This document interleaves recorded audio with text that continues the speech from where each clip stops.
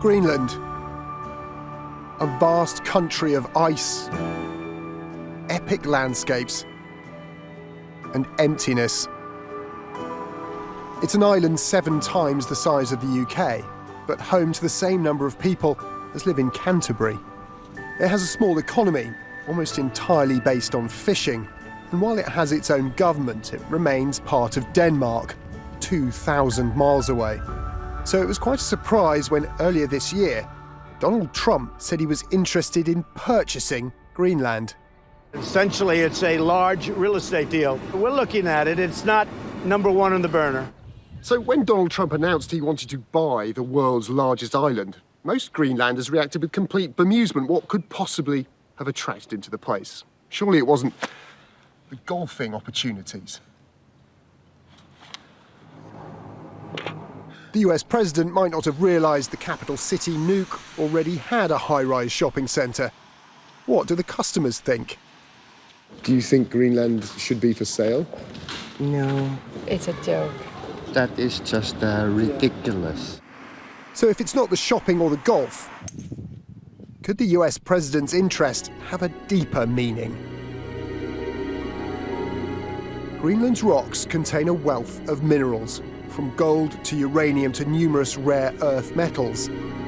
Due to global warming, the rich deposits are becoming easier to access, as rising temperatures cause Greenland's vast ice sheet to melt. As Annette Juel-Nielsen, a geologist with the government of Greenland, tells me, mining companies are increasingly eager to invest. For the past 2 years, there's been an increased interest in the Arctic, and we get more companies that are interested in exploring in Greenland. How much of Greenland's geology is yet to be discovered? We have a general idea of what the geology looks like, but not the entire country has been mapped in detail, not at all. So it's pretty underexplored. You can call it like a frontier country. And one of those frontiers is a 4.5-hour boat ride away, through freezing ocean and narrow fjords.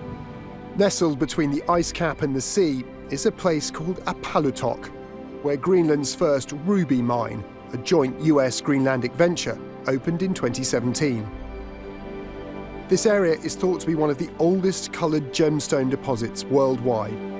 In the open pit, diggers excavate large areas. You can quite literally see the sparkles of rubies in the ground. I spoke to Yasha, one of their employees, for a lesson in the natural history of rubies.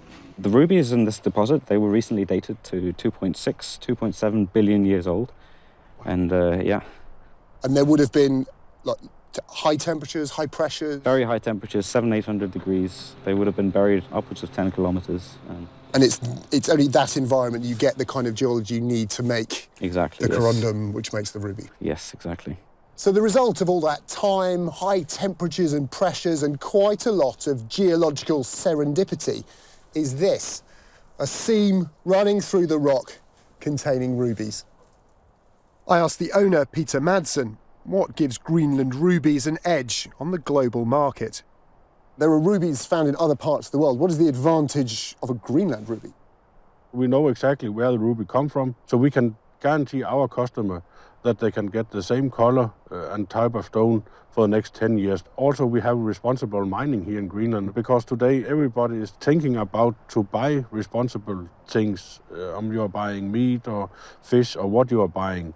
So why not buy rubies that are responsible mined as well? In the processing plant, local workers are busy sorting through tons of ore and then literally chip away at the rock to reveal Greenland rubies.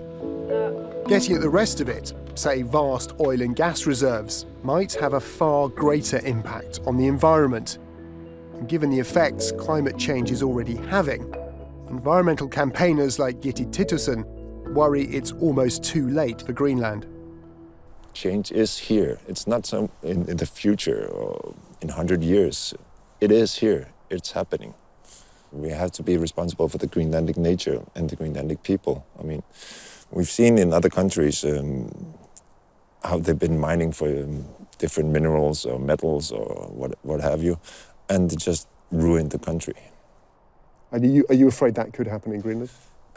Yeah, I'm afraid it might someday. I mean, we are only 58,000 people, and we don't have so much power as a nation.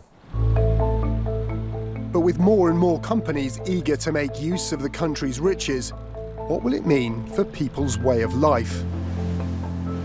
I head out with Johannes Hillman and Lars Mathiasen. In Greenlandic tradition, they're neither fishermen or hunters, rather both, going after cod, whale or reindeer depending on the season. An hour from Nuuk, we reach the remote hunting camp near where their grandfathers grew up. But with winter ice disappearing, they can't catch seals and whales like they used to. Before 90s, we have the winter hunting also, but not more. So this year, I don't think the hunting season in the winter time. I don't think so. The whale and reindeer meat drying around us certainly isn't a taste I'm keen on acquiring, and this traditional life is less appealing to Greenlanders. Johannes tells me how they're the last in their families to work as hunters. Only last, he followed with his hunting life. Greenland's fate isn't just being shaped by a changing climate and economy. It's of increasing interest to America, not because of what it has, but where it is. Sitting in a now thawing Arctic Ocean between Russia, Europe and the US. They want that nobody else has right now, which is location.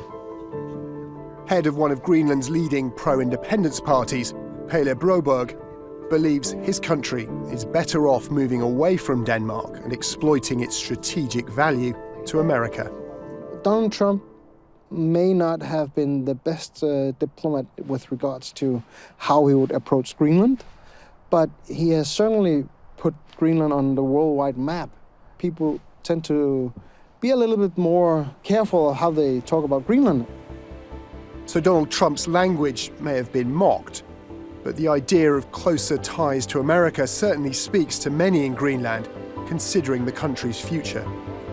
Having spent a little time in Greenland, it's clear its politics and its climate are changing fast. And the people here are more than aware of the country's strategic and commercial significance. Of course, Greenland isn't for sale, but it's not to be taken for granted either.